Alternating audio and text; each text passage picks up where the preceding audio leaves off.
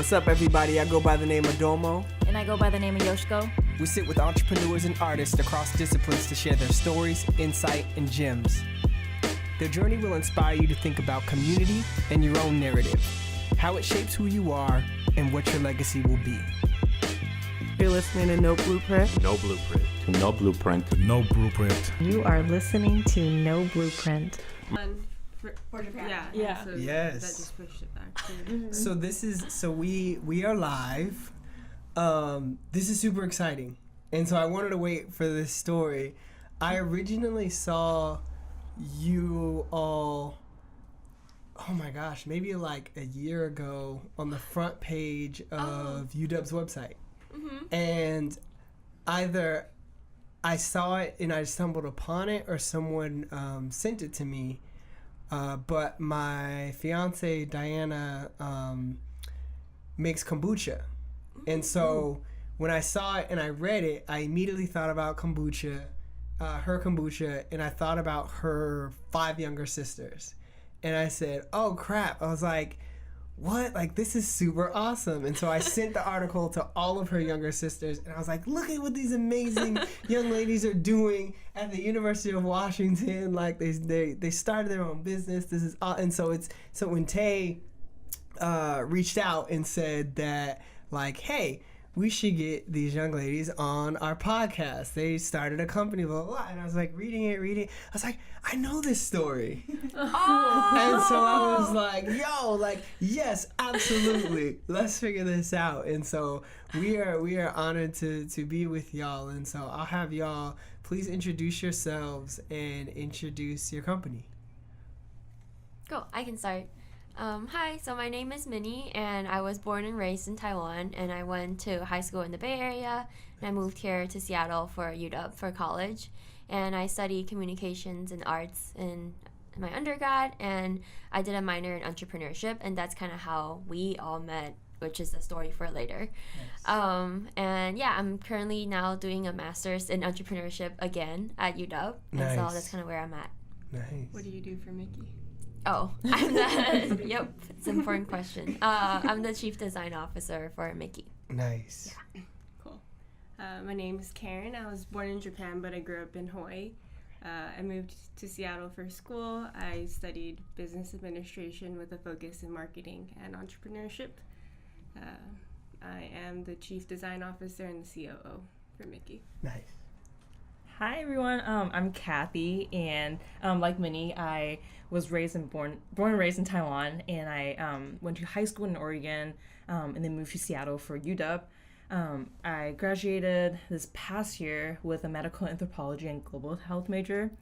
It's a long name, but it's one major. I also minor in entrepreneurship. And I'm the CEO of the company. Nice. So, tell us the backstory around Mikki Tea. Yeah. So we, like Minnie was saying, we came together as classmates at what's called the Creating a Company class at the University of Washington. And it's under Foster School of Business. And so the way the Creating a Company class was structured is a 2-quarter class. So the first quarter, you go through, it's a very hands-on entrepreneurial experience. So you go through team formation, ideation stage, and then you write a proposal.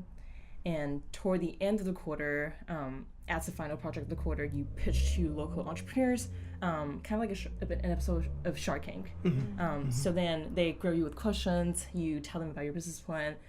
If your proposal gets approved, the school gives you money to run your company. How much money are we talking? I think the max is like $7,500. Wow. Yeah. Okay. Yeah, but Okay. part of your grade is determined on making back that money and turning a profit. So it's a self-funding class. Like, It got real fast when, not she free said, money. Yeah, I was about to say, when Yeah. she said you got to pay it. So it's a loan. well, no, you don't have to pay it back. Well, like your grade is a little dependent on it, but you're not obligated to make it. You just might fail if you don't make it. I mean, I it's a kinda like grade. that. Yeah. Well, otherwise, like it's a self-funded program, so Okay. whatever profit projects makes before is kind of the safety buffer. For Got it. Got it. companies Got it. that Got it. don't Got it. do as well. Okay. And then what happens? So then you move on to the second quarter if you get funded, and that's when an idea on paper actually get to turn into a real company. Okay. Yeah. So for Mikki, we went to a prototype stage toward the end of the first quarter, and the second quarter we started selling, and that's how that's Whoa, the main whoa, whoa! business You're going model. too fast. You're going too fast. You're going too fast. So before your prototype stage, how did y'all get to tea? That's a good question. Yeah, that's a good question. That Kathy should answer. Okay. So I think initially we came together because we're all interested in coming up with a food product. Okay. We're all people who are very passionate about eating, cooking, and also just the idea of coming up with a consumer product that we can hold in hand and sell to people. Okay. So that's kind of like why we went toward that direction. And were you all taking the class as friends? Were you all just taking it just separately and didn't know each other? We didn't. So I knew Minnie through the Taiwanese Student Association. Okay. But we weren't like super close. So we like knew each other, but definitely not like friends. And we didn't know each other. Like, I didn't know she was taking the class and vice versa. Okay. And so we just kind of like all met in the class. And we're like, oh, you're taking the class. And then we found, not we found, but like we met Karen. Found her in the alley She was somewhere. right. She was lost, and we were like, you all met in the class. You wanted to do food. How did you get to tea? Yeah, so I first got introduced to dirty chai, I think toward the end of my freshman year, and I love chai. Yes. So when my friend told me about the caffeinated, like more caffeinated chai, I was like, wait, like what? That's so smart. And I really loved it, but I've never seen an option that's grab and go in the grocery store. So then I was like, why don't we do dirty chai? So we started doing R&D, and that itself was a long process because you have to like R&D. figure out the ratio, Research and development. research and Okay. development. All right. I knew that. I'm just for the audience though. I didn't know that. Right. Yeah. So yeah, after doing research and development, we came up with we were trying to figure out the ratio for the chai tea concentrate. What sweetener do we put in? What's the dairy product dairy we put in? And then we were initially using regular espresso, and just turns out that the espresso flavor overpowers the chai concentrate. So then Karen was like, "Oh, why don't have you heard of white coffee?" And we were like, "What is white coffee?"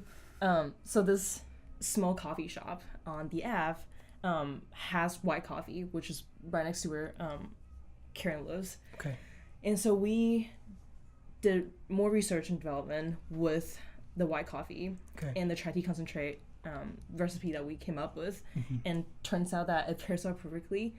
So white coffee beans. What is white coffee? Right. So white coffee beans are very lightly roasted coffee beans. Yeah. Has up to 3 times of the caffeine than regular espresso. Wow. And doesn't taste like coffee. Okay. And so it's got a nutty characteristic that pairs up really well with the chai tea concentrate and the soy milk we ended up using.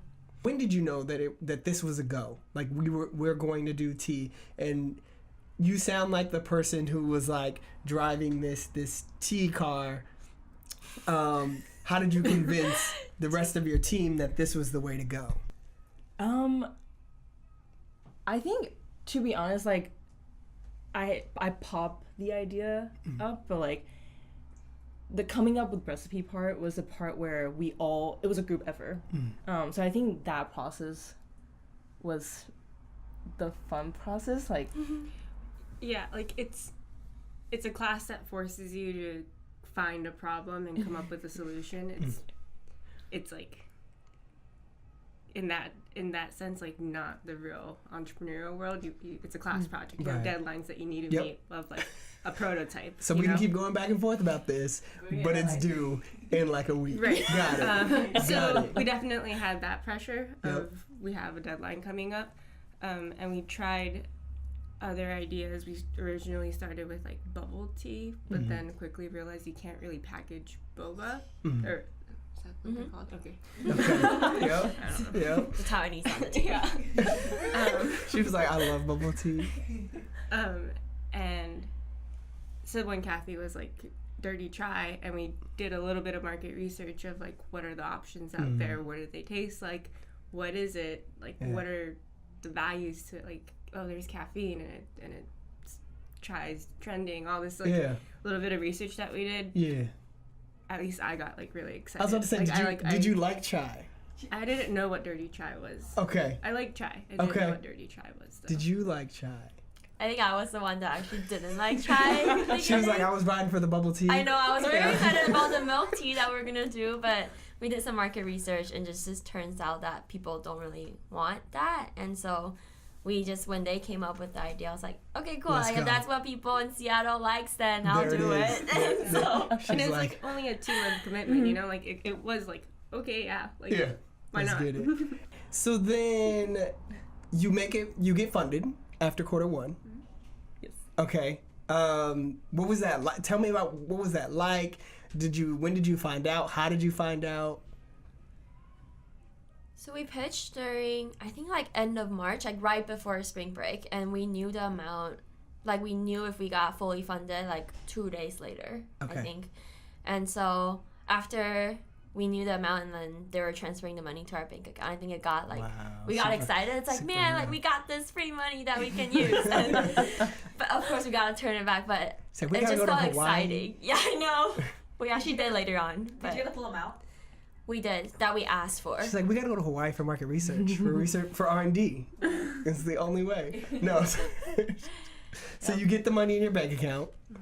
And we just started ordering bottles and like the spices that we were using when we were researching, and yeah, just all the ingredients. And then spring break was only a week, and so after that we all came together and just started making bottles and selling them. So you jumped in.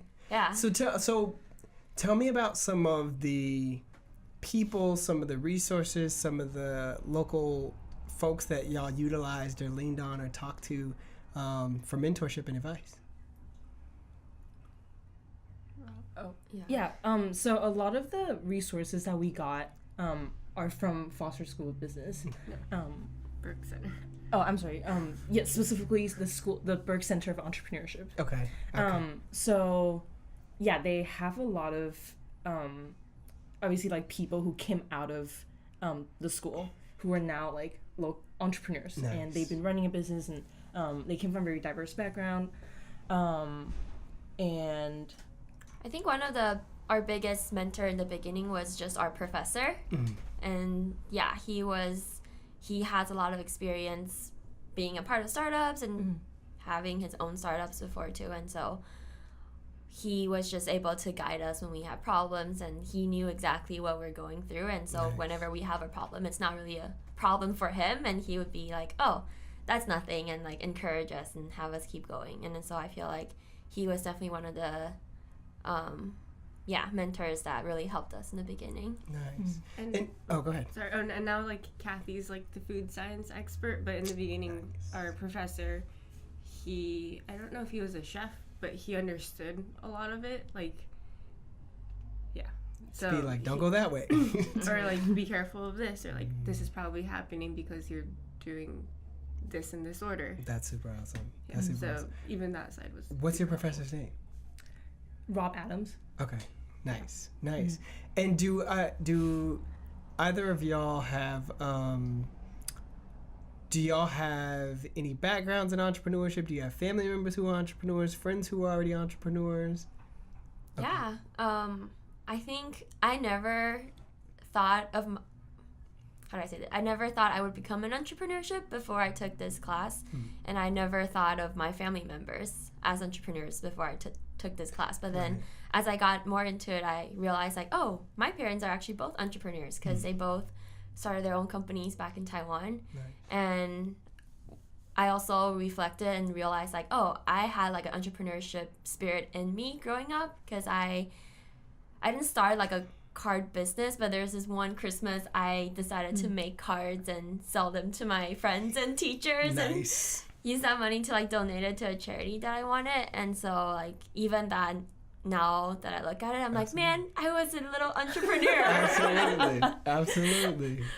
That's Yeah. awesome. And then for me, it was the same. I did the Christmas card thing, and I didn't think my dad was an entrepreneur, but he totally is. He always worked for his own company. And I just never realized that growing up, because, like, that wasn't really, like, a buzzword either, you know? Like, Right, an entrepreneur, right. like, an entrepreneur, you just were a business owner, Right. like, you know? That's it. And, like, even in high school, I didn't like the class shirts that they made, so I made our own and, like, sold it to all my classmates. And I did stuff like That's hella funny. I don't like these T-shirts. Here's mine. I did that twice. There it is. There it is. They should have learned the first time. What about yourself? Yeah, so I don't think I made Christmas cards. Man.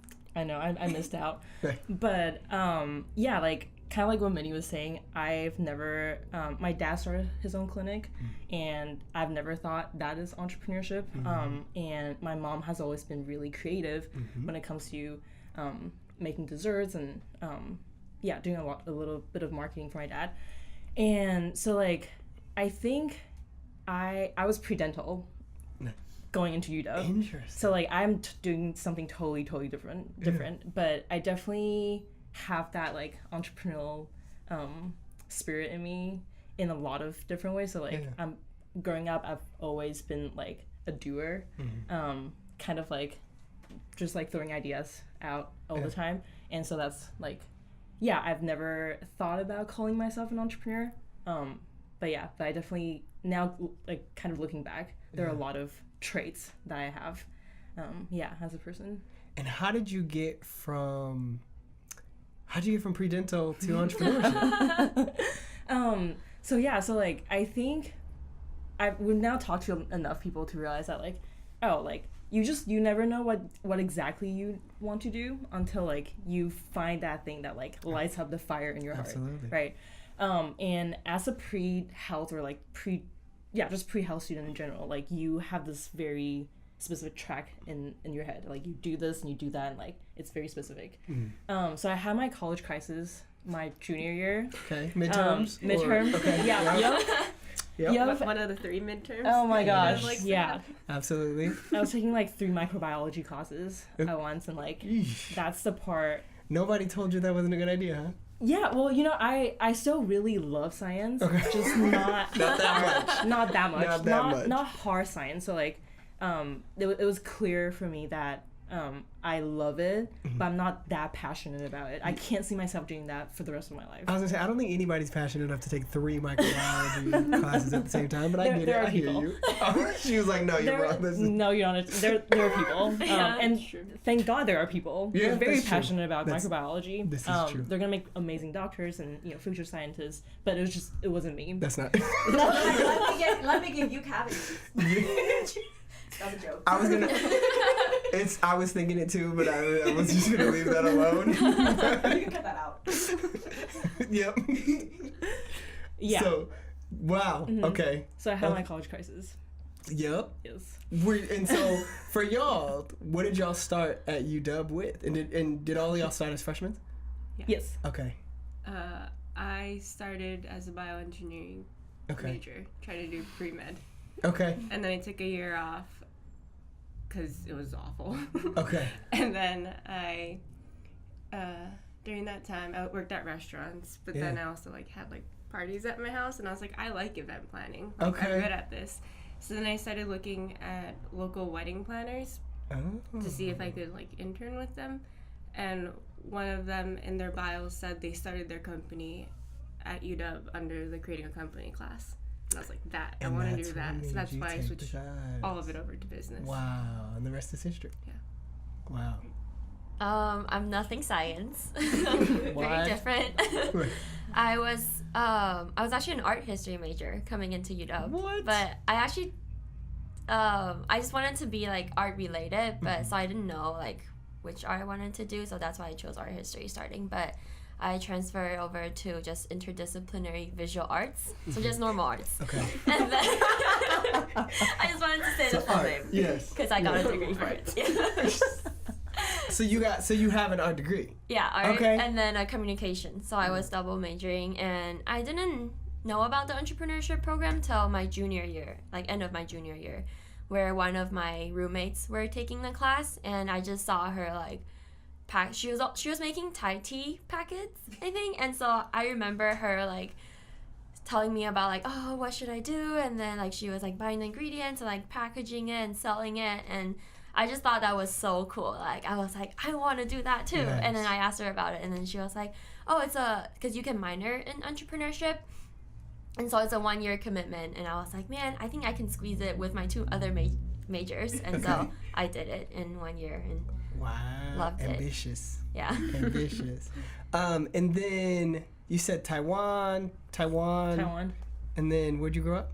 Hawaii, but born in Japan. Hawaii, but born in Japan. Dole was born in Japan. I was born in Japan. What part of Japan were you born in? Tokyo.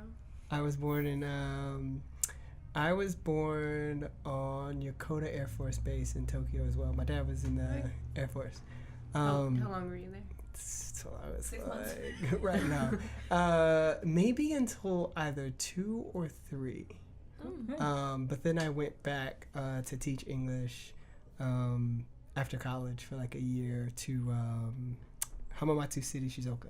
Okay. And so, but my question for y'all, what about yourself? How long were you there? Until I was like 2, but I go back often. And then you went to Hawaii after? Yeah. Okay, awesome. How does culture play a role in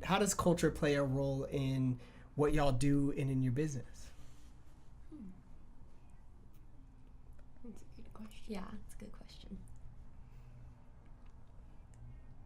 I think I have like recently more like I realized this like very recently that I think eating is a huge I was gonna like say honestly food. like Yeah. eating is such a huge culture, like Asian culture. Absolutely. And I didn't realize that growing up until I came to the US, and I mean obviously people eat in the US. But like it is I think it's a very classic thing that Asian share very Family style. yeah, it's like Absolutely. yeah, and like you go home and your parents ask, have you eaten? Yeah. That's like a way of Showing Asian love. parents showing love. Mm-hmm. And So then, why are you getting fat? Because you're feeding me.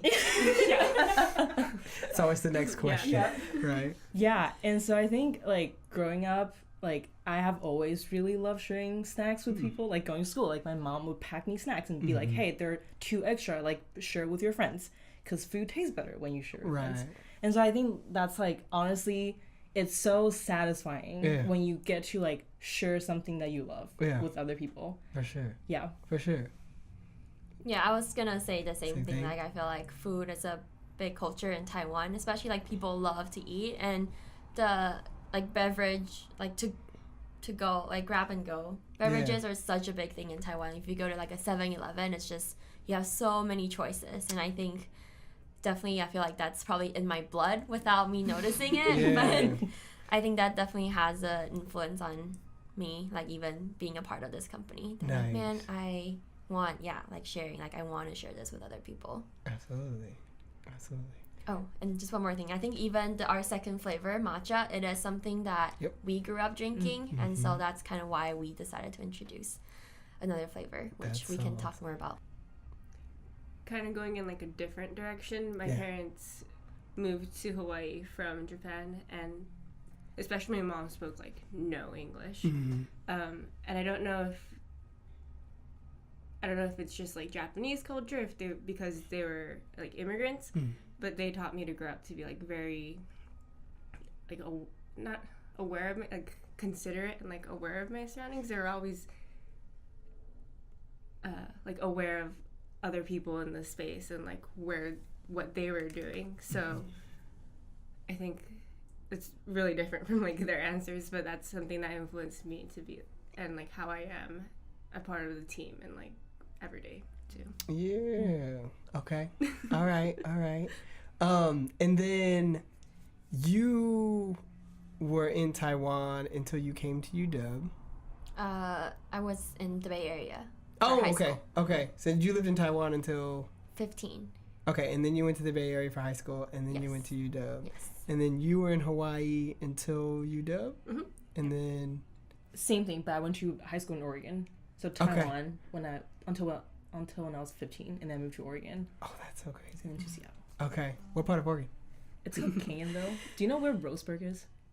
Okay, how about Eugene? We know I Portland. know Eugene. Okay. I know Eugene. So- I know Eugene. Corvallis. I was Okay. like 2.5 hours south of Eugene. Okay. Yeah. I didn't Okay. even know you could like go more south. Sorry, like more south than Eugene. Yeah, it's so south. Before you hit California or something? Yeah. Okay. All right, so this is Tay. I am Domo's camera person, but we're switching off for now. Very lovely to have you all here. But so you got the funding. You came back together after spring break. You were making this tea. Were you making it in your like apartment? Like, where were you making this tea? We did all the R&D in my kitchen because Mm-hmm. we didn't need it, but like we didn't need a commercial kitchen. Mm-hmm. But to sell any food or beverage product, you need to be out of a commercial kitchen. Okay. So after spring break, we rented space from a commercial kitchen. Perfect. And that's where we make it now too. Awesome. And so you're making it, you're packaging it. Who, you don't have to share their name, but like if you want to, you can share. Who was like your first like customer, like, and what did that feel like to like have your first sale? Probably one of our friends. Honestly, I think we started. We didn't get in stores when we were in the class, so we were just doing pop-up shops around campus, and we also tried other places like South Lake Union and Green Lake. And so our very first sale, honestly, I don't think we really remember, but it's probably like my roommate or something. But it felt great, like when you actually have someone like pay you for what you're making and they drink it and they like it. I think it's really like a feeling you can't really describe, but it's like, I guess, what entrepreneurs live for. It's like the smiles on people's face, and like I think that's also kind of how we wanted to continue. It's because of that process, because we were tabling and we found out that, wow, people really like this thing that we make, and we realized it is a special drink. Like no one really combines white coffee with a latte and like with chai and using soy milk, and so I think we see the value in the product that we have created, and we're proud of it. Awesome. I followed your Instagram for like about a year. I really like the aesthetics. It's really, who runs the Instagram account? We do. Okay, very nice aesthetics. I sent it to my sister because my sister's trying to start a business. I'm like, look at this page. You should copy their aesthetics. So when I followed you, you were known as Nasty Tea. So, and now it's known as Mikki, spelled Mikki. So kind of tell me the story with the origins of that name, and then kind of the process of the name change. Like, what was that like for you? So we were Nasty, Nastea, because we made dirty drinks. Oh, okay. That's what we were during the class project, and roughly a year after. We had to change the name for legal reasons. We had about a little over 6 months to change it, but we didn't come up with the name until maybe like 2 weeks before the like official like deadline to do so. It was a really hard process. Yeah. So explain how you came up with Mikki. It's the three of our initials put together. So Minnie, Karin, and Kathy. Okay, cool. So what were some runner-ups? Some close contenders. That's a fun question. Number 2 and number 3. We almost, I think the first name that we really liked was Brew Well, like a whale, like we were gonna use like a whale like icon kind of, and like, but we brew well tea, and then but we looked up the trademark, and turns out there's like a tea infuser that's trademarked named Brew Well, and so we just think it's a little too close because we are making coffee and tea, and they're like tea infuser, even though it's different but still kind of similar, so it's a little risky. So we were thinking, oh, we could twist it and it could be well brewed.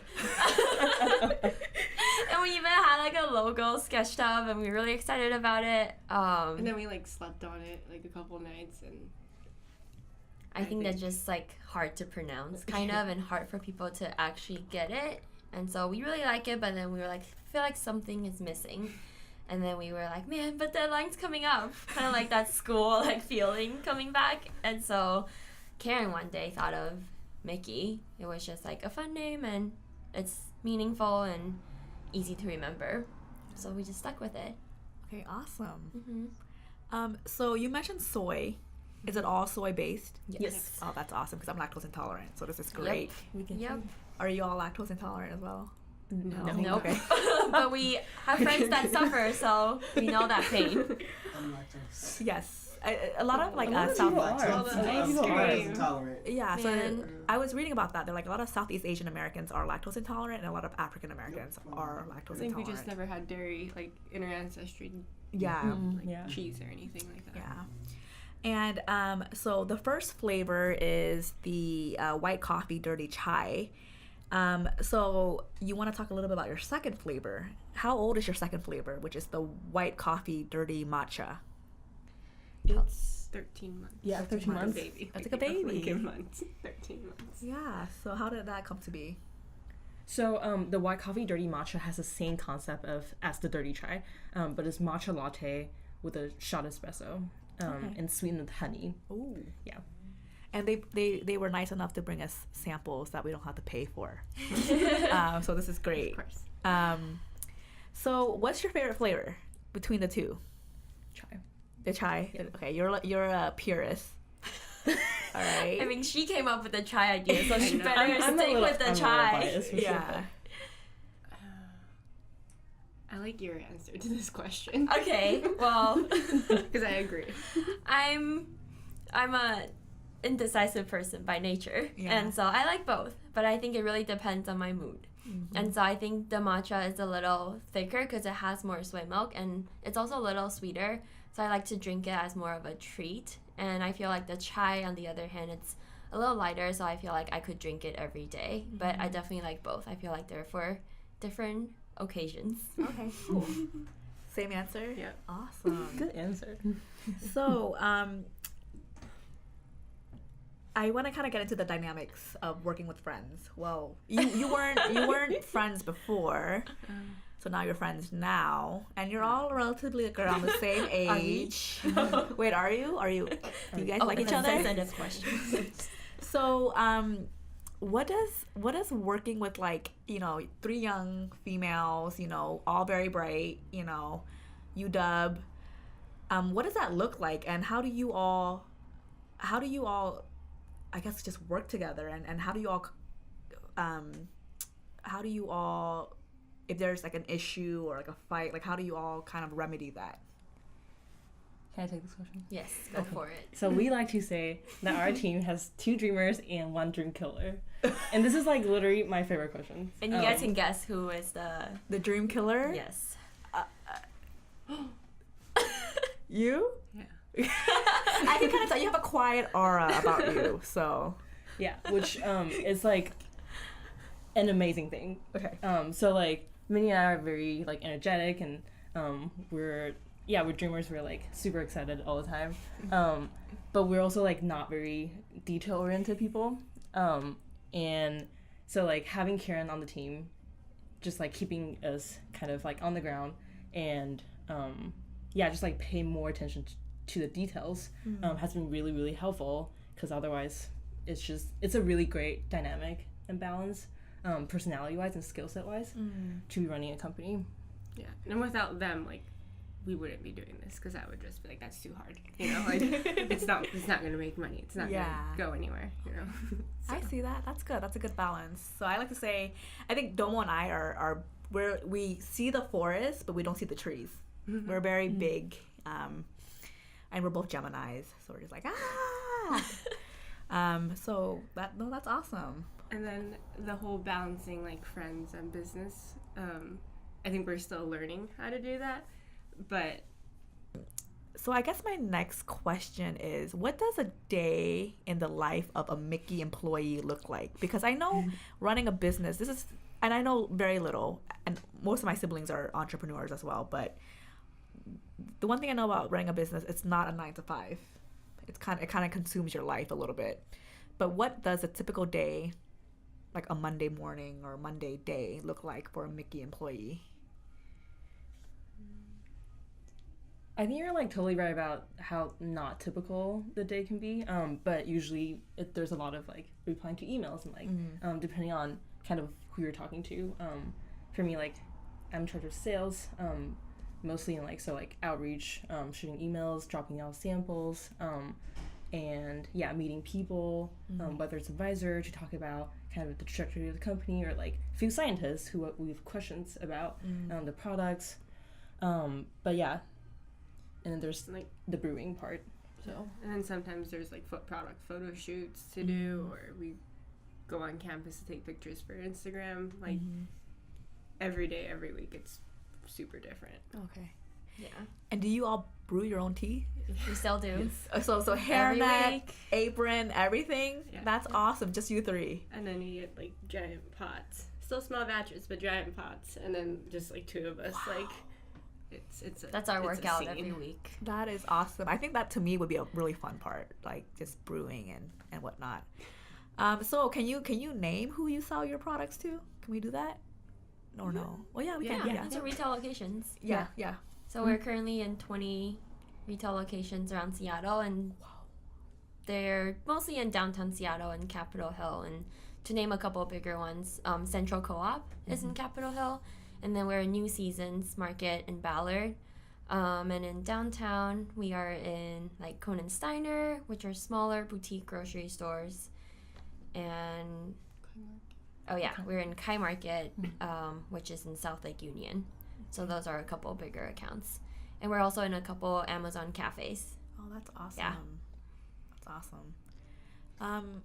Can you ask how they came about? Yeah. That process of getting into stores? Yeah, that'd be good for our listeners. So so who was the first big store who wanted your tea? Or one of the retailers? Who was the first one? Yeah. It was it's a market in Greenwood called Ken's Market. And yeah, the process kind of looks like you actually just cold call people and cold email people and ask them if they're, or find the right person first, and then ask the manager if they're interested, and if they are, just drop by samples and then talk to them in person, and then if they're interested then we do like a trial run with them, and if they continue to order, it's selling, then after 2 weeks we say, oh, that's an account. Oh, okay. Yeah. But the whole thing takes like a month, like back and forth communication and all that. But yeah. What's the competition at the UW that you were in? What was it called?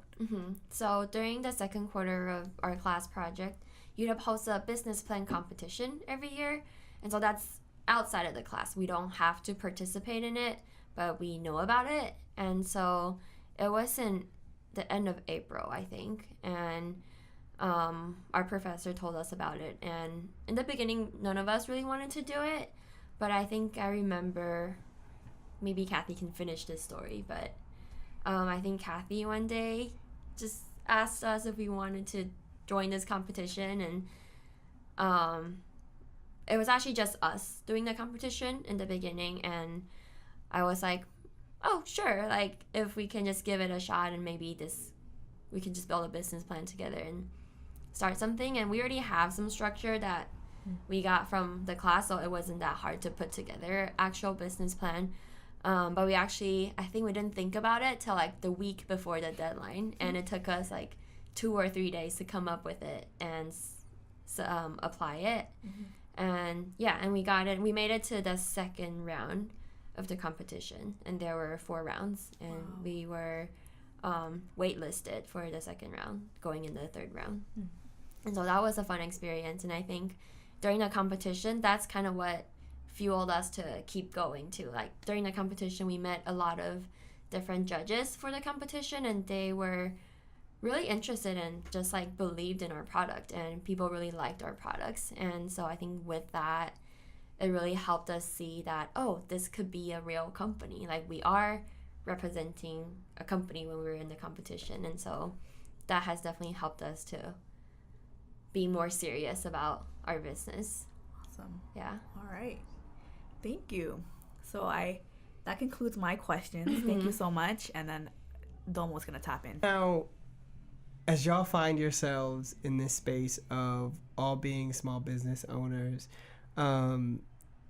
being pulled, I'm sure, in a bunch of different directions and choosing to do this full time, like, how do y'all either become mentors yourself now, or how do y'all see yourselves being mentors to younger folks? I think because we started at the UW, we're given opportunities to go back and be mentors to, especially like the creating a company class.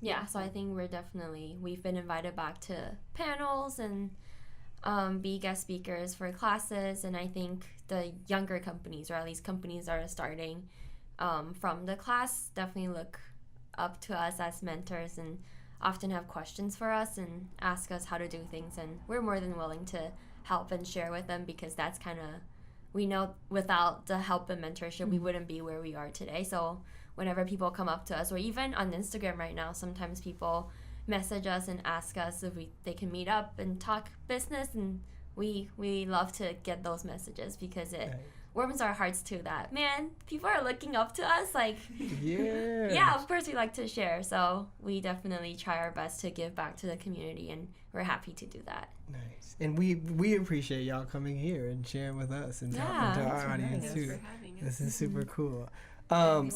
Yeah. Kathy, Oh, sorry. I think they said pretty much everything. We're also we're by no means experts in this industry. We're learning new things every day. But yeah, and if we don't know the answer, or don't have advice, if we know anyone, we'd love to connect people with people who might know the answer. Nice. And then where do y'all see Mikki Tea in 2025? 2025. Doing the math. 7 years from now.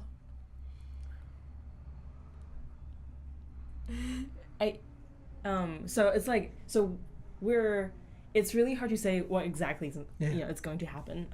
But I think one thing that we really the core of this company is to share the amazing drinks that we come up with more people. So I think our goal is definitely to grow the company, to get into more retail locations as we go.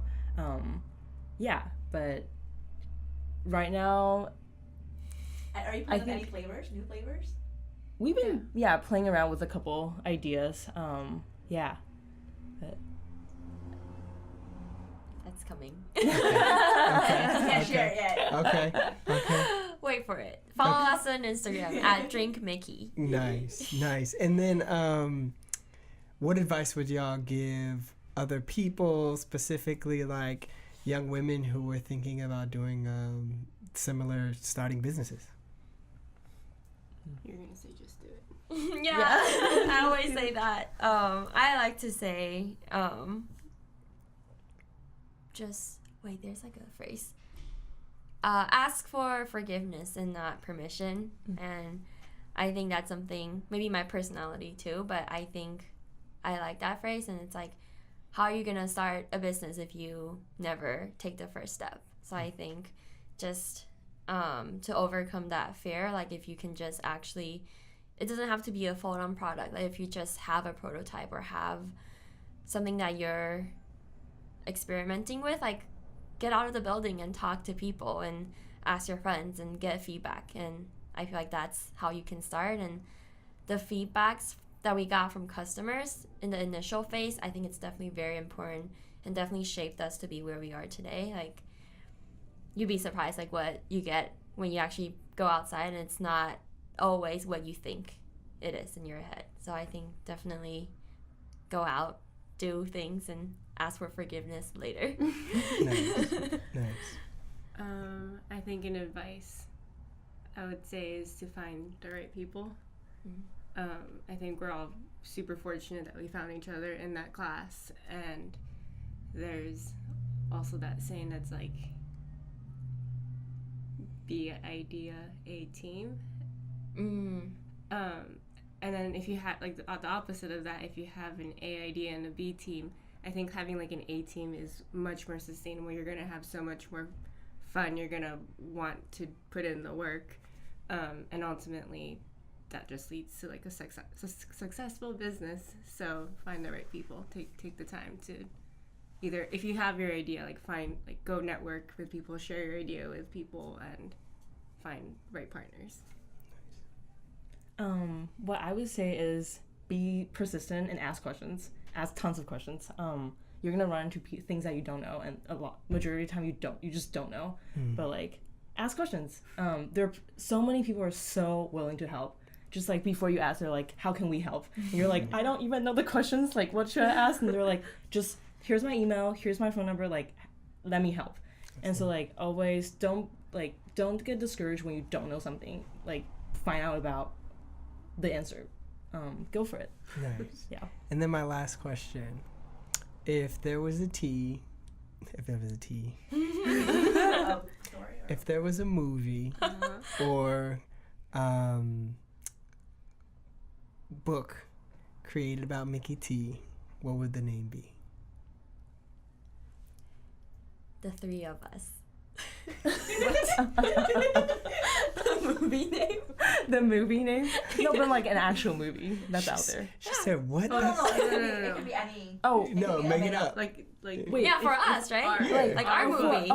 The movie Movie about us? Mickey. Oh, yeah, okay, the three of us. She was like, I just told y'all, it's called The Three of Us. Got it. That's my proposal. Okay. it took us 6 months to name our company. It would, yeah. She was like, it would be called Mikki Tea. Mickey Tea. Well, no, I'm saying like it took us like 6 months to come up with our name. That it's gonna like we're gonna take this so seriously. Yeah, we're gonna take this so seriously. Let you know in 6 months. Okay. That's such a good She's question. like, is there a deadline? I know, right? Give her some examples of what past artists. Man, you know, and the reason why we actually started asking this question was because we were thinking of names for the actual podcasts, right? And so yours will probably be called Mikki Tea just because that's the name of your company. But for folks who were entrepreneurs who didn't have businesses, it was a way for us to ask to figure out what we should name the podcast. So I'm trying to think of folks. Unicorns and something. There was one was unicorns and unibrows, and She's a very sparkly person. Very yes, personality. Richie. Had big eyebrows growing up, so. Richie and Rango's was called The Little Truck That Could, because it was all about their mother's food truck. And and so much more witty than. Yeah. No pressure, you don't have to. Yeah, no pressure. Let us know The in three 6 of months. us, I mean. It was as a start. The three of us is a start. The three of us. No, we saw that on like a website. Remember, it was like an album. Minnie was quick with that too. She's like, she's so fast. I didn't even get the like. You didn't understand. I didn't understand the question. she was No, like, because we yes. had like the Artifact Uprising. Remember, like the photo album. And one of them was really cute, and it was like the three of us. And then we were like, oh, at least we were like, maybe you don't remember, but I remember, and we were You have a like, very that'd good, be cute. You if have we a could. very good memory, Minnie. Thank you. Not usually, but visually, I have good memory. Visually. There was I got the dirty three. The dirty three. There are three. No. There was a name that we Tricks. came up with when we were brainstorming for a new name. Okay. It was Cool Beans. Because we make coffee, and I thought that was super cute. Okay. Super cute. Super cool. Super and cool cute. and cute. Yeah, like Cool Beans. Cool That's beans. awesome. Cool Beans. Cool Okay. white Yeah. beans. All right. Cool Beans. I like that. She's like, none of these are gonna work. We'll come back and tell you. We'll 6 email you in months. 6 months. In Yeah. 6 months. Yeah. No. It's gonna be called Mikki Tea anyway, so it's okay. Or the Mickey That's Trio. Really deep The question. Mikki Trio. Think about it though, because we usually ask people about what would they name the movie or the book about themselves, as well. So y'all can marinate That's on a it. fun question. Yeah. Yeah. And then She's nothing. She's like, okay, what's so fun? I'm like, oh, so fun. she's like, it's not fun if I can't think of an answer. What's next, and how can people stay in touch? We're getting pizza after this. No, I'm kidding. Okay. Follow us on social media. Yep. If What's you live by a grocery store and there's no Mickey in it, go in and ask them about Mickey and tell them to stock it and contact us at hello@drinkmickey.com. Hey. And Instagram handles, Twitters, Facebook. Drink Mickey. yes. And our website is drinkmickey.com. Yes, and just Facebook and Instagram. All right. Also, Drink Mickey. And drink Drink Mickey. Mickey. Yes. Awesome. Thank y'all so much. Thank you. Thank This you. is cool. Thank you.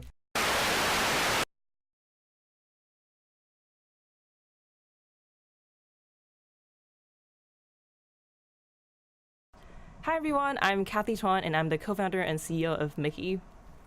And I'm Karin Soyama, and I am the COO and creative director of Mickey. Y'all just delivered the last delivery of Mikki Tea. We did. And then I saw a post that y'all brewed what you say is your last batch of Mikki Tea. Yep. Talk to us. Yeah, it's still, I think it was a little bit of bittersweet because we've been brewing for a year and a half now, just like every weekend. And yeah, but it was awesome talking to retailers and just like they've known for a month now that we're going to discontinue. And our last batch was going out this morning.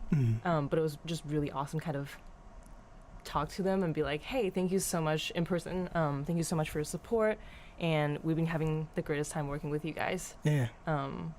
Yeah, but it definitely, we haven't experienced like not brewing Yeah. on a weekend, so we'll see how we feel about that. Yeah. Talk to us about how y'all came to the decision to discontinue and the story that led up to the decision. So I think we've known for a couple months, or no, we've known for almost like 9 months or something that Minnie was gonna move back to Taiwan. And she did like almost 2 weeks ago now.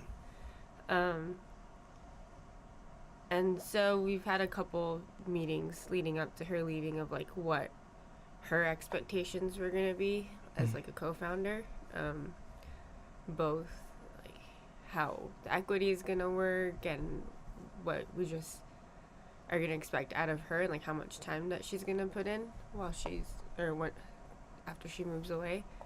And then during those meetings, I think it came up like all of us just talked openly and honestly of like Kathy needs to or like wants to go back to school and that will be a full-time thing, and she ultimately wants, we can talk about this, like ultimately wants to stay in the US and like get a green card, and that looks the steps for that look very different than like running a startup and growing that. Absolutely.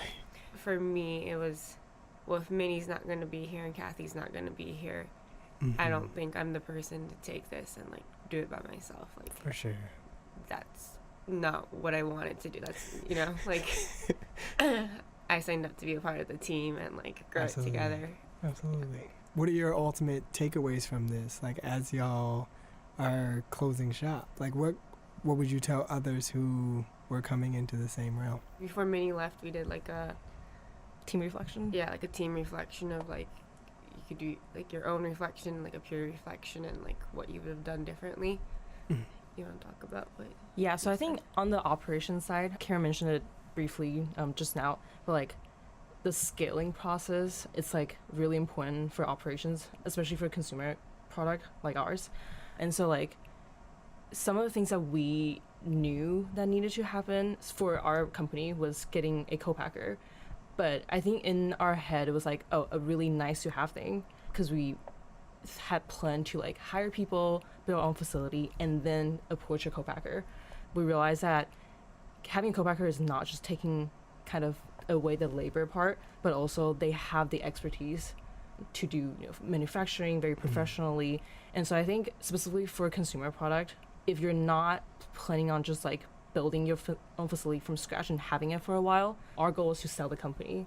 And so like the scaling process looked a little different for us, and that's something that we could have started earlier, just like looking for a co-packer. But that's like, so that's very specific for, I want to say like the beverage, a beverage company. Obviously it looks different for different products, And to go off of that, we got an advice early on when we considered our options of how to move forward. It was like get our own facility, find a shared kitchen, or find a co-packer. Like we knew those 3 options like really early on. But we got like 1 or 2 advice from from people that said co-packers are hard to work with, they'll take your margin, and you don't have really good quality control. So we're like, well, we don't want that. So we just like ruled it out pretty early on. And then like 6 to 9 months later, we talked to like more people, and then like the right people, and they're like, no, you need a co-packer. Like this is your next big step. So it almost felt like not a waste of time, but we just listened to a couple of people and like just took that as like absolute and we did that for like our law firm too. And like, so I think one of the big lessons is to like definitely talk to a lot of people and take their advice, but then do your homework, like. For sure. Minnie is moving back to Taiwan. Yeah, she moved back. And then you're getting a master's. Yeah, in supply chain management. Okay.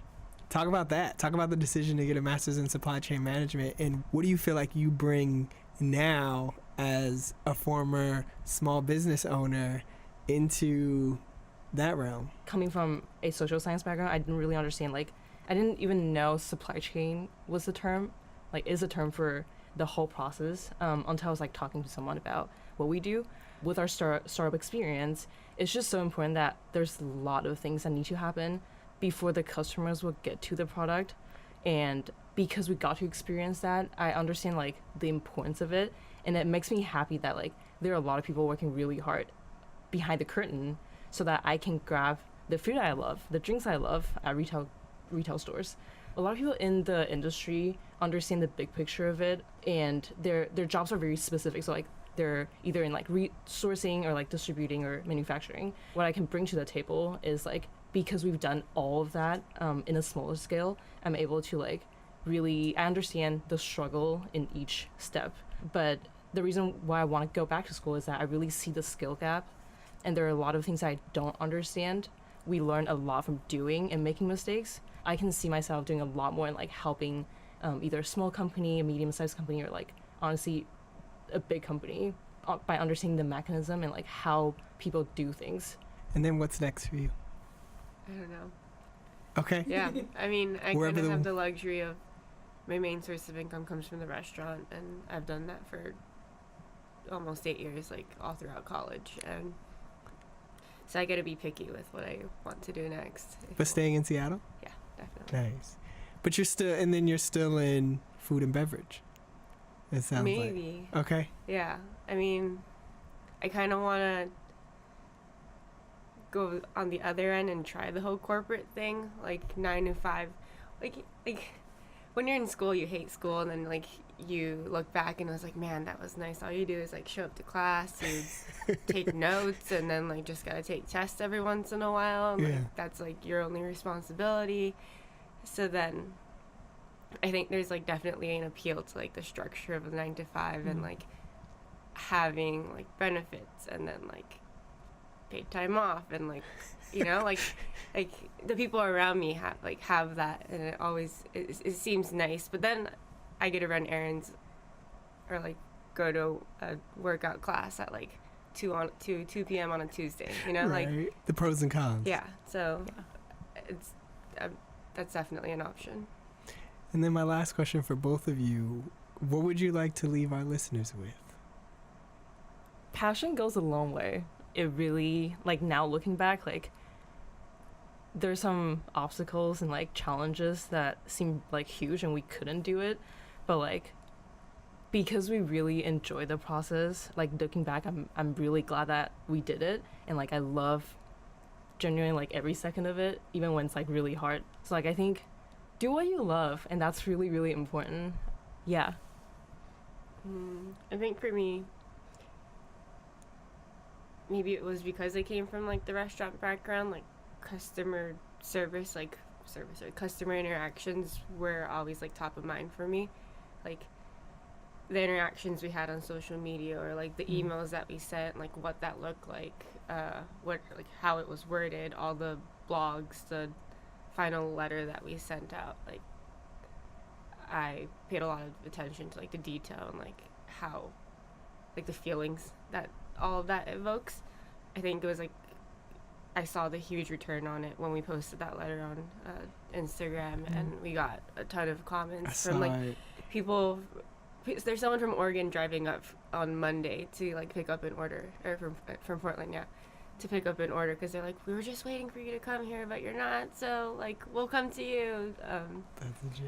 And our other small companies that said that they followed our story, and I think, it's awesome. Nice. Thank y'all so much for sharing your story. Thank you so much for sharing the follow-up and all of that. This has been super cool. I'm so glad that both of you are staying in Seattle, which means we get to bug you all the time. Please do. And so, awesome. Thank you. Thank you. Thank you. This is Mikki, and you're listening to No Blueprint Podcast. Yeah. Wow. If you liked what you heard, be sure to donate so we can keep going. We are on SoundCloud, iTunes, and YouTube, so be sure to subscribe, rate, and comment. You have no idea how much it helps. We also want to know what you think. You can hit us up on Facebook, Twitter, and Instagram, and you can even use the hashtag #NoBlueprint. And if you're really down with the movement, you can join our Patreon account and become a patron, where you'll get exclusive content and limited edition merchandise. No Blueprint is powered by Ambassador Stories. We share stories of the people, places, and spaces that bring soul to our communities. No Blueprint is recorded at Ambassador Stories Studios and co-produced with me, Maya Aina. Hear more episodes of No Blueprint and get official No Blueprint merchandise at noblueprintpodcast.com.